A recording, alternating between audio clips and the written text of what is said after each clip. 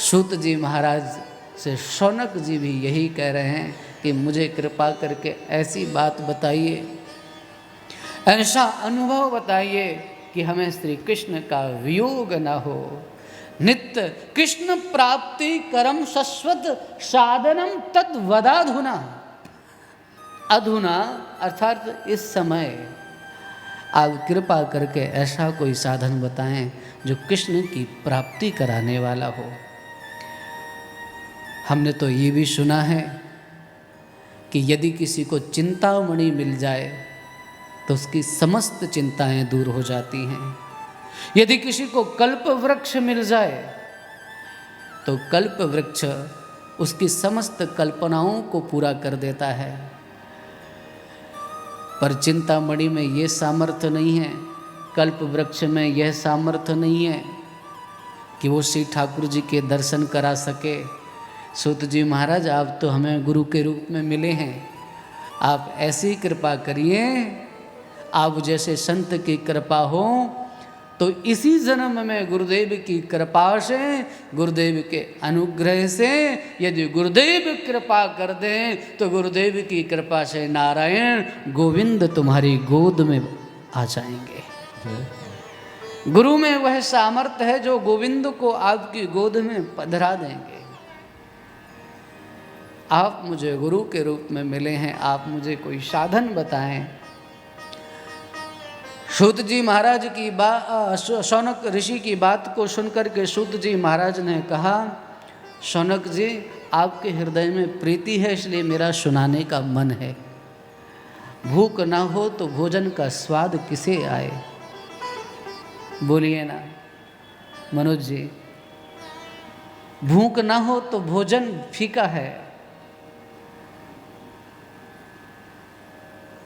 भूख के बिना जैसे भोजन का कोई स्वाद नहीं, ऐसे ही कथा के प्रति प्रेम न हो तो कथा में क्या स्वाद है ये समझ ही नहीं आए। कथा की भी भूख होना चाहिए, और अगर कथा की भूख होगी तो कथा मीठी लगेगी, स्वादिष्ट लगेगी। और पेट भरे हुए व्यक्ति के सामने यदि भोजन की थाली परोस दी जाए तो भोजन का क्या होगा, अनादर ही होगा ना। इसी तरह से जिनकी श्री कृष्ण की कथा में प्रीति नहीं है, जिनकी श्री कृष्ण की कथा में अनुरक्ति नहीं है, जिनकी श्री कृष्ण की कथा में मति नहीं है, जिनके ऊपर गोविंद की और गुरु की कृपा नहीं है, जिनका हृदय अभिभक्ति से शून्य है, वे कथा में बैठ तो जाएंगे पर बुरा मत मानना, व्याकुलता उनकी जाएगी नहीं, उनकी व्याकुलता नहीं जाएगी, उनकी छटपटाहट नहीं जाएगी, उनकी अशांति नहीं जाएगी, क्योंकि है ही नहीं, भूख ही नहीं है। और भूख होती तो भोजन स्वादिष्ट लगता। भूख है कथा की। सूत जी महाराज ने कहा तुम्हारे मन में भूख है। प्रीति शौनक चित्ते ते यतो वच्मि विचार्य च। प्रीति शौनक चित्ते ते यतो वच्मि विचार्य च। सर्व सिद्धांत निष्पन्नम संसार भयनाशनम। तुम्हारे चित्त की प्रीति को देख करके जो संसार के भय का नाश करने वाला है वो साधन तुम्हें बताता हूं। इससे श्रेष्ठ कोई साधन नहीं है। एतस्माद् परम किंचन मनःशुद्धेन विद्यते जन्मांतरे भवेत् पुण्यम तदा भागवतम लभेत। इससे श्रेष्ठ कोई साधन नहीं है हृदय को शुद्ध करने का। देखो, हृदय की शुद्धि भी तो आवश्यक है, जैसे वस्त्र की शुद्धि आवश्यक है, घर की शुद्धि आवश्यक है, ऐसे ही हृदय की शुद्धि भी परम आवश्यक है। अभी दीपावली का त्यौहार आया, हम लोग कितना अपने घर को सजाते हैं, कितना घर की गंदगी साफ करते हैं, कोने कोने से जो कचरा भरा हुआ है उस कचरे को निकालते हैं। साल भर जो हमने ही झाड़ू से खिसका खिसका के अंदर डाला है।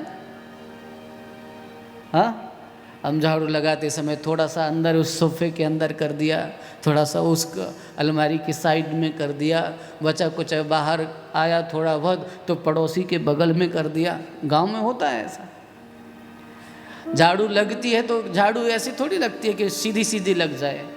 और नई नई बाई अगर झाड़ू लगावे या नई नई बहू लगावे तो कैसे लगाए वो झाड़ू कि घर में ऐसे जैसे दो साइड कचरा करती जा रही हो, बीच में ऐसे ऐसे ऐसे ऐसे ऐसे यूँ यूँ झाड़ू जैसे नागिन लहराती हुई चलती है, ऐसी झाड़ू चलती है उसकी।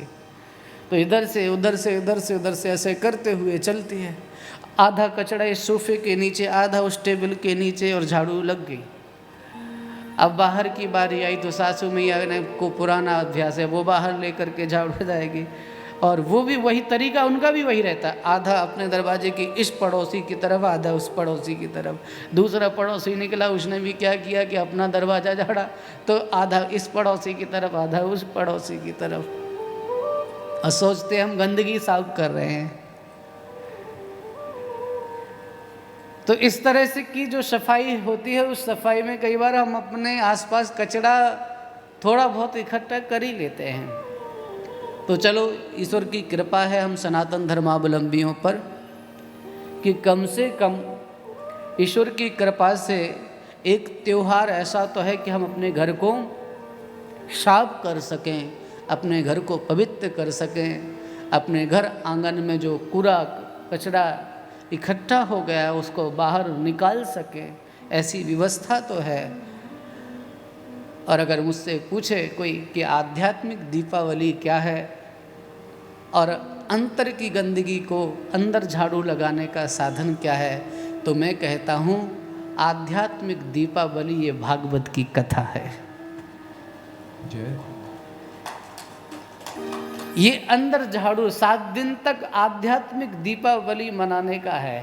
अंदर जीवन में कहीं भी कूड़ा कचरा इकट्ठा हो गया है, राग द्वेष है, किसी के प्रति नफरत है, उसका तो मुंह नहीं देखना है, उससे तो बात नहीं करना है। एक बार तो कोई बाई कहती थी, कोई माता जी मुझसे कहती थी, महाराज जी अगर वो बहन मेरे बगल में आकर के कथा में बैठ जाती तो मेरी 3 घंटे की कथा खराब हो जाती है। मैंने कहा कैसे? बोले जिसका चेहरा देखना पसंद नहीं वही बगल में बैठ जाती है, तो कथा तो कुछ ध्यान नहीं रहती, वही दिखती है मुझे। और जिसको नहीं देखना चाहो वो बगल में बैठ जाए तो नहीं देखने की इच्छा में देखना ज़्यादा हो जाता है। अगर हम अपने आप को कंट्रोल करके कहें कि ये नहीं देखना है, तो जिसको नहीं देखना होगा, हाँ शर्मा जी, अच्छा आप इसको मन बड़ा हमारा हमको ठगता है, उल्टे सीधे काम कर। अच्छा आप ये देखना, आप किसी से झगड़ा कर लो और वो बहुत ही आपका स्नेही व्यक्ति हो, आपने उससे झगड़ा कर लिया। जब आप झगड़ा नहीं किए थे तो 15 दिन भी उससे बात नहीं हो तो कोई फर्क नहीं पड़ता, महीने भर भी उससे बात ना हो तो कोई फर्क नहीं पड़ता। करो तो ठीक है, नहीं करो तो ठीक है। 2 महीने 3 महीने भी तक कोई बात नहीं हो तो चलता है, ठीक है, चलता रहने दो। लेकिन अगर झगड़ा हो गया है तो झगड़ा होने के बाद फिर तो ये स्थिति होती है कि भैया झगड़ा होने के बाद फिर 24 घंटे का चिंतन शुरू होता है। और फिर तो ये होता है कि वही व्यक्ति आसपास दिखने लगता है। ये देखो बाई आंख भी फड़की ना तो देखना मेरी बुराई कर रहा होगा बाई आंख भी फड़के ना तो मेरी निंदा कर रहा होगा, इसलिए मेरी बाई आंख फड़क रही है। देखो गिरते गिरते आज मैं बचा हूँ, बददुआएं दे रहा होगा ये मन भी महाराज हमारा बिजली की तरह काम करता है। अगर अच्छी दिशा में दौड़ जाए तो सब अच्छा सकारात्मक ही ढूंढ लेता है, और अगर गलत दिशा में, ये मन बिजली के जैसा है। पंखे से जुड़े तो हवा, लाइट से जुड़े तो प्रकाश। और रेफ्रिजरेटर से जुड़े तो ठंडक। जैसा जैसे इसको जोड़ दो जहाँ, वैसा काम करने लग जाता है। इसलिए भैया किसी के प्रति चित्त में राग द्वेष बनाओगे ना तो दूसरे को बद्दुआ कितनी लगेगी ये तो मैं नहीं जानता हूँ, दूसरा कितना दुखी होगा ये मैं नहीं जानता हूँ, पर जब तुम किसी के प्रति ईर्ष्या या द्वेष पालते हो तुम उसी क्षण दुखी हो जाते हो।